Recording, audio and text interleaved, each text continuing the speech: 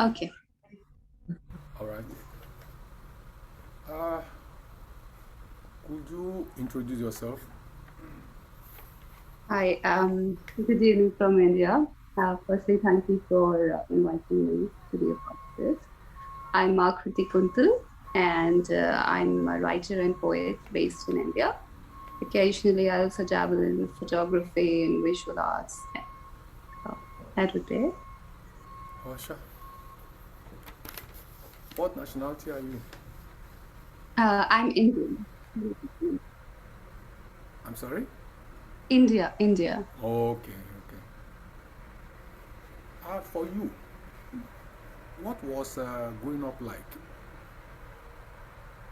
Um, I think it's only in comparison that we can, in retrospect, that we start to analyze that our experience may be different from others or growing up in different cultures. But as a child, I think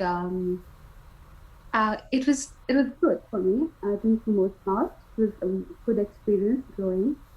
And I'd say that India is a developing country. It's an amalgamation of very different cultures even within, and different a lot of variety.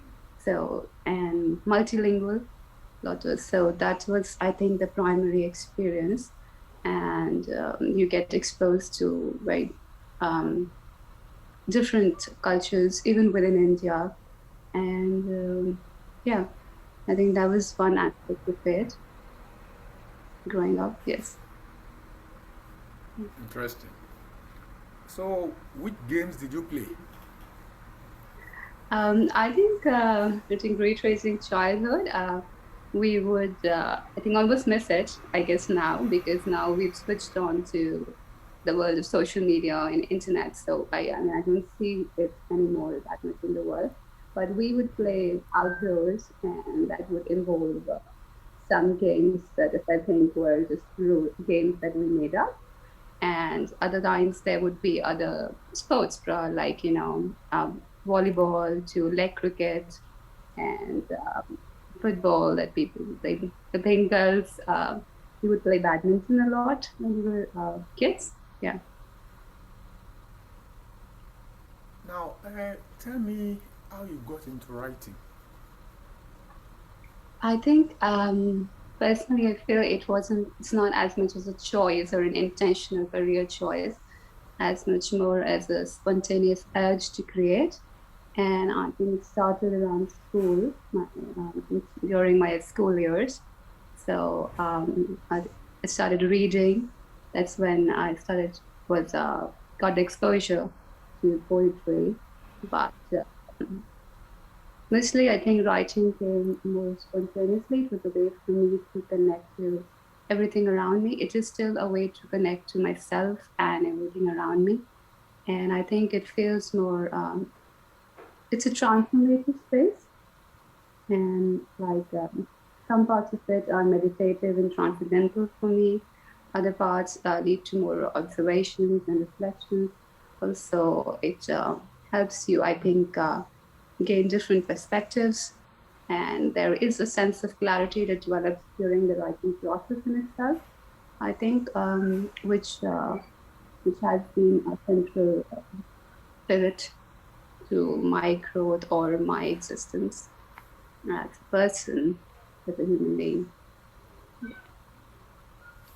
Some people do say they got into writing as a means of releasing their tension, right? Right. What can you say about that? So I think certainly one aspect is that, that's why we say it's cathartic and therapeutic too. And there is a sense of release. I think we're all, there is a continuous accumulation as we live of thoughts, ideas, perspectives. And I think writing, I think personally, it's almost always that sensation where if I connect to myself or in the stream of writing, or sometimes we call it the stream of consciousness, where the words start to flow. then I think whatever tensions or whatever unresolved phenomenon that are occurring within you, or things you may have not personally acknowledged or recognized or addressed, they start to become more lucid and clear. And especially with poetry, because it tends to have a flow. So it's spontaneous. And one of the reasons that spontaneity and rhythm or the lyrical nature, everything, just flows through us. So I think in that sense, there is both a release that is in the body as well, in the body, in the mind, and also a channel or a conduit to things around us, to elements around us. That sort of like the artist as medium in a way. Uh, was there any parental objection to your decision to become a writer? Sorry, could you repeat the question? When you decided to become a writer, I did think your parents object? so. I think for me, I see primarily writing more as a verb than attaching an identity to it. And at some point, I think while I had always been absorbed in the process of writing and in the process of creation, but I think personally for me, I see myself as an explorer.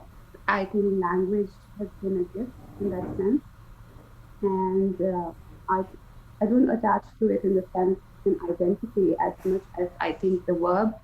I feel like that is my job as an artist to continuously create, explore, and I do believe in learning from all mediums or exploring other mediums as well, whether they are visual, whether it's music. Music is very essential to me. I think it's been part of my journey and also stimulates writing as well. So the decision I think came along during the years. I think when I had been writing for very long, and I think it sort of became an essential and very huge component of who I am. And I think that's when I like decided to move forward in the path. Uh, there's this saying that a person who stands for nothing will fall for everything. Yeah. Now, what do you stand for as a writer? I think as a writer, I stand for liberation of the self first and foremost. I think if you can free the mind, and the process is a continuous journey, I think, and you evolve, you adapt, you learn. But to me, I think a writer is truly born, or an artist is born when you have the courage, or when you understand that you must liberate yourself. And I think when we allow ourselves to be liberated, we can see the world anew. That is when we can transform. It helps us gain the ability to interact with everything in a new, novel manner. And I think once you start to work on the self, that is the reflection that you will automatically carry in every aspect of your life. So, as a writer and poet, whether if I'm standing up for, if it's about activism, or if it's a political issue, if it's a feminist issue, or it goes into the realms of existentialism or spirituality, I think it's when you're true to yourself and growing in the self, and all of those things will come as consequences of who you are. So a free thinking mind and free thought processes, I think those are certain important things to me as a writer, so that you can lead your own path and gain another. Also, how you can probably be authentic in your work as well and move forward. Uh, you are described as a multidisciplinary artist. What other things do you do? So I do a lot of stuff that I think, Like, people I used to, I would say, like watch movies, Netflix. I do spend time watching Netflix. To I think I do like gardening, and I mean I wouldn't say I'm an expert in anything on gardening, but that would be one thing. I also very much like science, and so but that would fit probably into the nerdy artist part. I'm not sure if it's separate, but yeah, I do like science, and I was particularly interested in physics at one point, and still something I might explore one day. And yeah, so I think in general, I think most is interesting. I wouldn't say it's confined to just art. And even if it's mathematics, I think there's something interesting about it. Or like if my freelance writing involves blockchain to cryptocurrency, I wouldn't. I mean, I do engage in that. So that is there. Now, how do you manage it that one doesn't disturb the other? Sorry, How do you manage it that one aspect of your specialization does not disturb the other? does not disturb my time. Yeah, or even one disturbing the other. That is okay. Mm. You are a writer, you are a photographer, and all those things, right? Hmm. Right. So, don't they disturb each other? I think personally for me, they don't conflict. They do not conflict. I think a lot of people see these roles as very different. And personally, for me, or they see it as a fusion, like you're taking two separate parts and you're mixing them. But I think that is not how I see them, and that's never been my way of seeing. So, frankly, even physics and poetry and music, they're all interlinked. They're not different categories. So I approach them all with the same process. So if even if it's geometry, it's visual harmony, and the music skills include mathematics, and it includes the poetry. Poetry is linked to music. So not everything is as separate as you usually think it is. It's just how you allow yourself to see it. I think it's more based on the perspective with which you're approaching something than. And of course, that can be individual, and it will vary from artist to artist, to writer, to individual to individual. But my personal approach, I think it stems from the same source for me, and I don't feel any conflict between any most of venues of art, disciplines of art, basically. Have you published any book or even books? So I do have work published in anthologies and literary magazines, etc. But as of now, right now, I have my debut poetry collection, which is ready, Okay. and I do have a lot of poems which are currently in chapbooks, which I hope to publish very soon.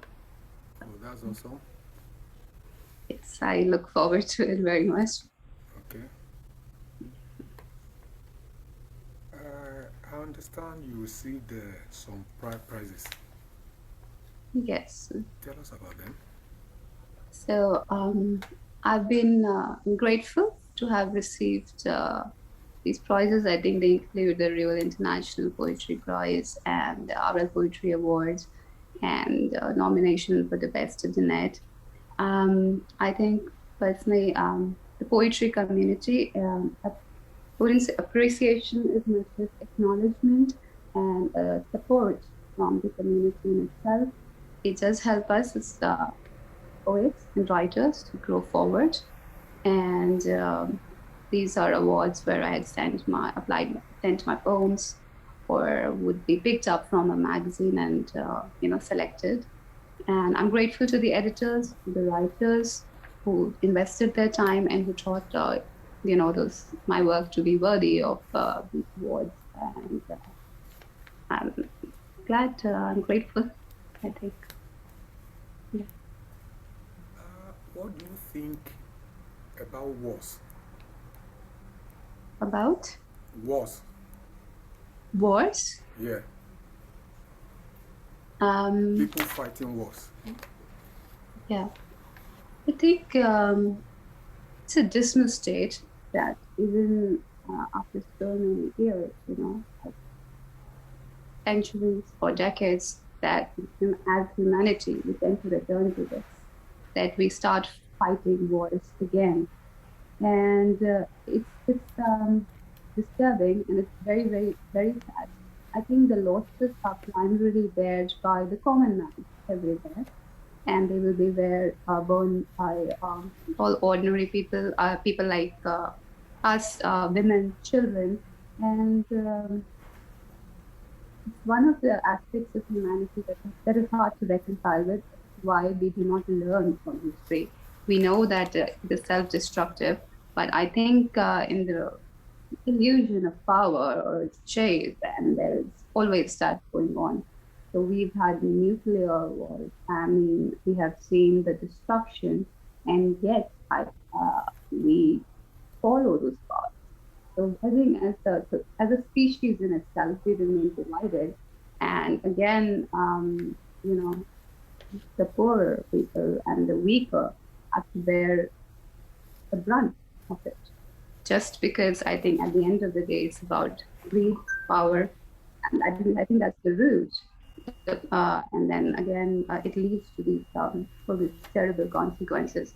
So it's just very difficult if you when you get deep into it, when you see the suffering. I think it had been when I was 15 or 16, and it is part of something that you go through as a phase. I went through as a phase as to how to reconcile with the excessive amount of suffering that does exist.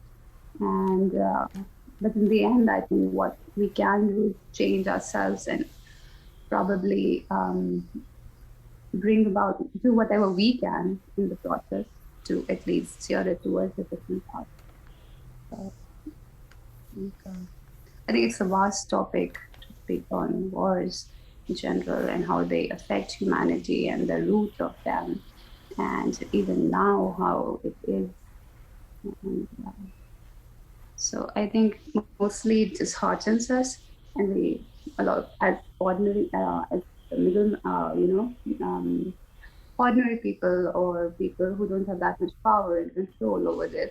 We are all disillusioned by their state, but also somewhere I think there's a sense of helplessness as well.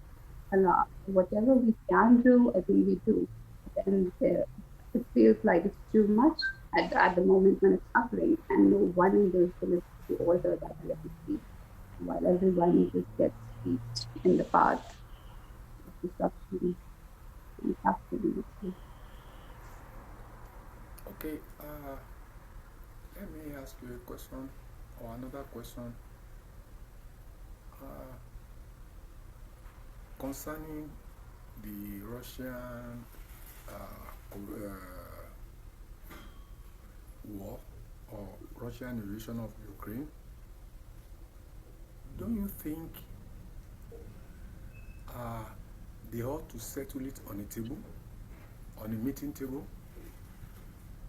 Um, definitely, definitely. I think it's almost surprising that suddenly we made progress.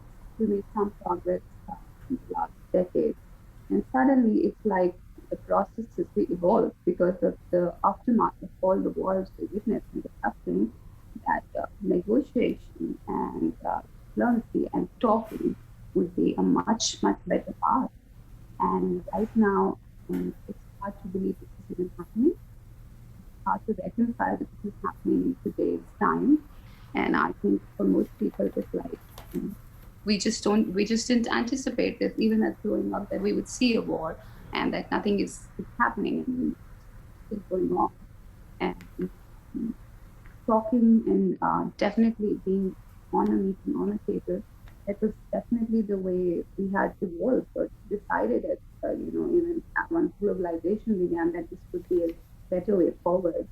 And yet here we are again, and we are seeing this destruction in front of us, and it's like nobody's able to stop it, and even people are still dying and suffering, and we're all here, and we all feel bad, and we feel terrible, and then again, there is element of helplessness, like like we are unable to alter it right now because people are still suffering in ways that is just unimaginable.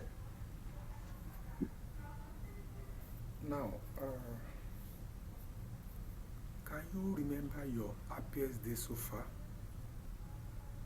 Sorry. Your happiest day so far?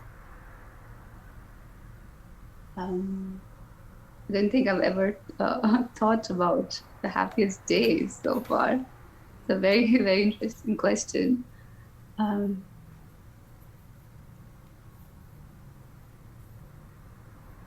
I think I'm not certain I point to my day, but I would say there are moments in life that would have been my happy. I think they would include, they do include solitude, moments of solitude, as well as moments of beautiful companionship. Um, so I think those would be the sources there. So I think even moments of writing or personal moments, sometimes just being in nature have been the most blissful moments. And with even with fellow artists, right? Or with your friends and family, there are always, I think, memories and moments attached. If I think truly, if I think if you go deeper, I feel like childhood has a sense of nostalgia for me, and there was this um, carefree, carefree nature that one has when they are enduring those years, which I think has a certain joy to it, which we seem to lack once we, I think, grow up. So I think some moments from my childhood, even if they are not particularly special, they just instantly make me feel happy and or remind me of happiness or true happiness. And some would be the ones I just mentioned or shared with you that revolved around those moments of solitude and companionship and honestly, yes. You may choose not to answer the question I'm going to ask I am next. trying to think what would be the happiest. Okay, you are still trying to think? I tried to think which is the happiest day, and this just seems a very hard to pick a day from your entire life. That is, all as happy to. Um,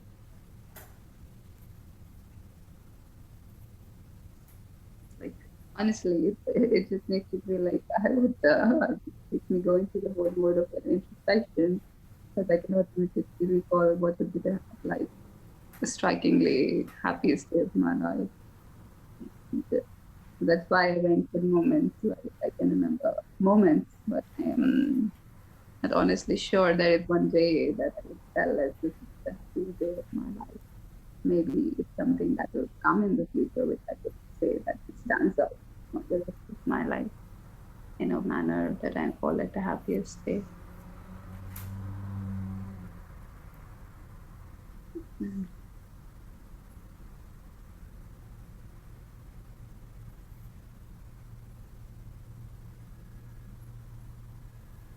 You don't remember? I don't know. Okay, okay. Now, uh, let me ask you, what's the role of the writer in society? Um, I think part of my writing process involved certain health struggles that I had to face, and that that was one component of it that is an important part of I, um, my role as a writer, as in mental health and even chronic health. So I think that is one segment that I would speak about or talk about, raise awareness about. Otherwise, I see. my role as a writer and a poet in the society. More as I think poems are offerings that we offer to this universe, to the society, and um, my role, I feel personally, or at least my journey, or how I see it, is to create, is to follow the path, and whatever I learn, whatever has, whatever I learn, is to basically share it with the world, whatever I'm learning, whatever I'm experiencing, and hoping that whoever faces these situations and these struggles may also resonate with them and find the same peace or solace, and at the same time discover the same beauty and experiences the way I have found refuge in many poets and many writers and I think what literature does for the world is you feel that deep sense of resonance and it helps you grow and it helps you unlock your pain at times. And so I think that is one of the key components because I think it was a transformative experience as well as something helped me to read. And when you read something somebody writing something you come across a poem that you know resonates so deeply, there's a sense of familiarity, there is that sense of release. I think it can help us heal. So when we speak truly, honestly, um, and from the self, from the core self, I think some people who are really on the same path, some who are on the same journey, they too can find resonance in it, and they too can find, I hope, a sense of healing in for them. That's great. Let me ask you the final question, but then you may choose not to answer. Um, Can you Sorry, tell? could you repeat it? Let me ask you the final question, Mm-hmm. but you may choose not to answer the question. Can you tell us your most embarrassing moment? That's embarrassing moment. Okay. Um, yes, I think I wouldn't say most embarrassing, but just recently, I think I met someone for the very first time, and um, so we were climbing stairs, and I got a bag which didn't have carried. I mean, not for the bags, but I did have a stole and a jacket. And in the middle of the street, I just tripped because I think I'm carrying stuff around, and then I should have. So I think because it happened yesterday, so I think it's there in my mind. It's sort of embarrassing and funny. So funny. But, yeah. Um, Otherwise,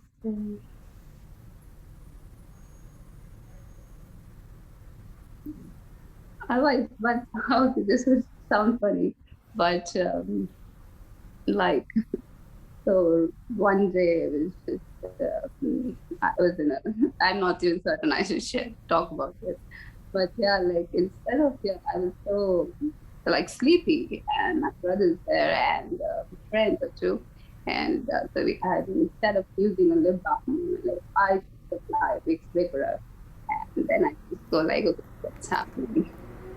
So yeah, I think those are just small moments that come to mind in the moment because that have happened recently. I think. Yeah. That's great. It's been nice talking to you. Thank you so much. Thank you so much for your time and Yeah, for those interesting questions. you're welcome. Bye. Bye bye. Take care.